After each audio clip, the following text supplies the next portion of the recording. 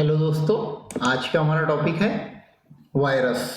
Virus का भी बहुत सारी बातें चल रही है, तो मैं सोचा कि एक छोटा सा इंट्रोडक्शन वायरस के ताल्लुक से उसके ऊपर एक वीडियो बनाया जाए। तो वायरस सब माइक्रोस्कोपिक एक एजेंट होते हैं जो बॉडी में इन्फेक्शन पैदा करते हैं, चाहे वो इंसानी बॉडी हो, एनिमल की बॉडी हो, प्लांट हो या कोई बैक्टीरिया ही क्यों ना हो। ये जिस भी खलिए में दाखिल होते हैं, जिस भी सेल में, लिविंग सेल में दाखिल होते हैं, तो उसमें ये बीमारी को पैदा कर देते हैं। वायरस सिर्फ और सिर्फ सेल के अंदर ही जिंदा रह सकते हैं, ये बाहर जिंदा नहीं रहते हैं। यानी अगर आपके पेन पर या किसी भी सरफेस पर वायरस मौजूद हो तो वो अपने आप को रिप्लिकेट नहीं कर सकता, अपनी कॉपीज नहीं बना सकता। सिर्फ वो जब किसी सेल के अंदर दाखिल होता है, चाहे वो प्लांट का सेल हो, किसी दरख्त का सेल हो, किसी जानवर का सेल हो, उसके अंदर दाखिल होने के बाद ही ये एक्टिव फॉर्म में आता है। यूं तो वायरस का इतिहास बहुत पुराना है, ये कदीम ज़माने से मौजूद है, लेकिन इसकी हम एग्जैक्ट तारीख नहीं बता सकते कि वायरस कब से है। इसलिए नहीं बता सकते कि इसके फॉसिल्स नहीं बनते। जैसे डायनासोर के फॉसिल बनते हैं और हम कार्बन डेटिंग की मदद से उसकी तारीख को बयान करते हैं और उसकी तारीख को हम बता सकते हैं कि कब से ये फॉसिल्स है या ये कब जिंदा था। तो उस तरीके से वायरस के फॉसिल्स नहीं बनते, इसलिए हम ये नहीं बता सकते कि अंदाजे के मुताबिक ये कहना मुनासिब होगा कि भाई जब पहला खुलिया इस कायनात में वजूद में आया, इस कायनात में जब पहला सेल बना, जब से ही वायरस मौजूद है, ये भी हम कह सकते।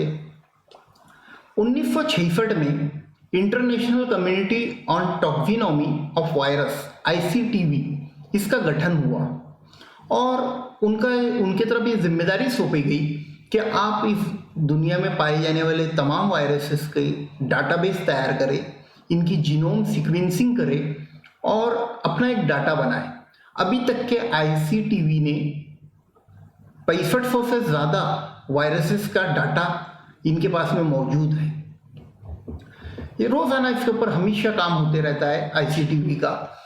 वायरस जब इंसानी जिस्म में दाखिल होता है तो वो बहुत सारी बीमारियां पैदा करता है, जैसे इंसेफेलाइटिस, मेनिंजाइटिस, फेरेंजाइटिस, हेपेटाइटिस। आपने सुना होगा, हेपेटाइटिस भी A, B, C, D, E कई किस्मों का होता है। ये सब अलग अलग वायरसेस से होता है। आँखों के इन्फेक्शन, स्किन के इन्फेक्शन, निमोनिया, ये जो अभी सार्स वायरस है, कोरोना वायरस है, ये सब निमोनिया पैदा करते हैं। सेक्सुअली ट्रांसमिटेड डिसीज STD जिसको हम बोलते हैं, ये भी वायरसेस से होता है। आपने सुने होंगे पहले पोलियो था भारत के अंदर, वो भी एक किस्म का वायरस था। HIV है, ऐसे कई किस्म के अलग अलग बीमारियों के अलग अलग वायरसेस होते हैं। वायरस, इसका जो बाहरी स्ट्रक्चर होता है ये प्रोटीन का बना होता है और इसमें RNA और DNA ऐसे दो किस्म के वायरसेस होते हैं। इसमें फिर RNA के 2 स्ट्रैप हो सकते हैं, एक सिंगल हो सकता है। तो इसके अंदर ये इसका बेसिक स्ट्रक्चर होता है। इसके अंदर RNA या DNA दोनों में से एक चीज मौजूद होती है। ये जो स्लाइड आप देख रहे हैं, ये स्लाइड जो अभी कोरोना पेंडेमिक फैला हुआ है, कोविड-19 पेंडेमिक जो फैला हुआ है, तो कोरोना वायरस की रियल फोटो है। इस तरीके से वायरस नजर आता है। वायरस की मैं साइज की बात करूं उससे पहले हम कुछ चीज समझ लेते हैं। नैनोमीटर, नैनोमीटर एक बहुत छोटी सी लंबाई होती है। नैनोमीटर बोले तो बहुत छोटा होता है। 1 millimetre is equal to 10 lakh nanometre, और 1 मीटर से अगर आप इसका मुआवना करेंगे तो 1 मीटर इज इक्वल टू 10 की पावर -9 इतना होता है 1 नैनोमीटर। तो ये जो वायरस होता है ये असल में 20 नैनोमीटर से तो 200 नैनोमीटर तक के होता है वायरस। इसे हम, हमारी जो सादी माइक्रोस्कोप है उससे भी ये नजर नहीं आ सकता। इसको इलेक्ट्रॉन माइक्रोस्कोप लगती है देखने के लिए, या एक्सरे क्रिस्टलोग्राफी की तकनीक की मदद से हम इसको देख सकते हैं। सादी माइक्रोस्कोप से जो डे टू डे में इस्तेमाल होती है पैथोलॉजी में, जिससे हम cell, animal cell, plant cell देख सकते हैं, तो उससे भी वायरस नजर नहीं आता। बहुत ताकतवर इलेक्ट्रॉन माइक्रोस्कोप की हमें जरूरत पड़ती है। अब आपने एक चीज अभी नोटिस करे होंगे, हाल ही दिनों में एक टर्म बहुत ज्यादा यूज हो रही है कि जीनोम सीक्वेंसिंग की जा रही है कोरोना वायरस की। तो जीनोम सीक्वेंसिंग क्या होती है? जीनोम सीक्वेंसिंग जो हमारा जेनेटिकली मटेरियल होता है किसी भी सेल के अंदर, आरएनए, डीएनए, इसके जब हम इसकी जीन्स की पहचान करते हैं जो ए, टी, जी, सी इस तरीके से होती है, तो इसकी पहचान कर कर जब हम इसे नामजद करते हैं और एक डाटा तैयार करते हैं तो उससे बोलते हैं जीनोम सीक्वेंसिंग। ये इसलिए भी जानना जरूरी है कि जब तक कि हम किसी भी वायरस की जीनोम सीक्वेंसिंग नहीं करेंगे तब तक कि हम उसकी वैक्सीन भी नहीं बना सकते और उसका इलाज भी नहीं कर सकते। तो जीनोम सीक्वेंसिंग करना बहुत जरूरी है। अक्सर वायरस जितनी भी मौजूद है उसमें अक्सरियत आरएनए बेस होते हैं, जिनकी जीनोम सीक्वेंसिंग आरएनए के जरिए की जाती है। डीएनए के भी वायरस होते हैं लेकिन वो कम पाए जाते हैं, आरएनए के वायरस ज्यादा पाए जाते हैं।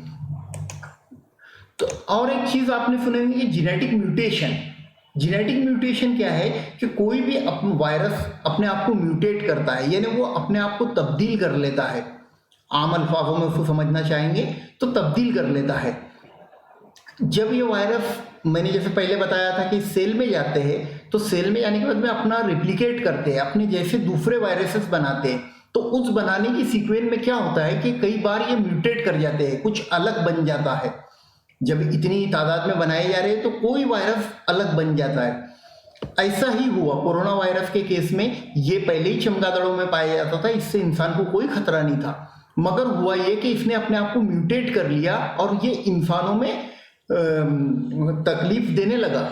इसके ये जो जेनेटिक म्यूटेशन था इंसानों में भी ये एक्टिव होने लगा, वरना इससे पहले जब कोरोना वायरस इंसानों में दाखिल होता था तो वो खत्म हो जाता था। लेकिन इसका ये एक म्यूटेशन है, तो म्यूटेशन कई बार अच्छा भी होता है, कई बार खराब भी होता है, तो इसको कहते हैं जेनेटिक म्यूटेशन। अब वायरस की स्टडी करना क्यों जरूरी है और इतने लैब उसके ऊपर काम करते हैं, इसकी स्टडी गवर्नमेंट कंट्रोल में की जाती है, तो ये इसलिए जरूरी है कि वायरस से हमको सेल के फंक्शन को समझने में मदद मिलती है। इससे हम इन्वेस्टिगेट कर सकते हैं कि सेल कैसे काम कर रहा है। उसके अंदर हम कुछ जेनेटिक मटेरियल वायरस के अंदर म्यूटेट कराकर भी हम कुछ सेल के फंक्शन को मालूम कर सकते हैं। और एक चीज ये भी है कि वायरस से इलाज भी किया जा सकता है, जैसे कि हाल ही रिसर्च शुरू थी और अभी भी उसके ऊपर काम चल रहा है कि हम कैंसर सेल को, कुछ वायरस ऐसे हम बना रहे हैं जो म्यूटेट कर रहे हैं, जैसे हर्पीस का वायरस है और दूसरे वायरसेस है, तो हम उनको ऐसे म्यूटेट कर रहे हैं कि ये जाकर कैंसर सेल को खत्म कर सके और वहां पर फ्रेश और हेल्दी सेल को ग्रो कर सके। तो इसलिए वायरस के कुछ अच्छे काम भी है, सिर्फ खराबी काम नहीं है। तो वायरस के बहुत कुछ अच्छे कामों में भी इसका इस्तेमाल किया जा सकता है। वायरोथेरेपी कर कर भी ट्रीटमेंट है, वायरस के जरिए से भी इलाज होता है बहुत सारी चीज़ों का। उम्मीद करता हूँ कि आपको इस वीडियो में कुछ जानने को मिला हो। शुक्रिया, थैंक यू।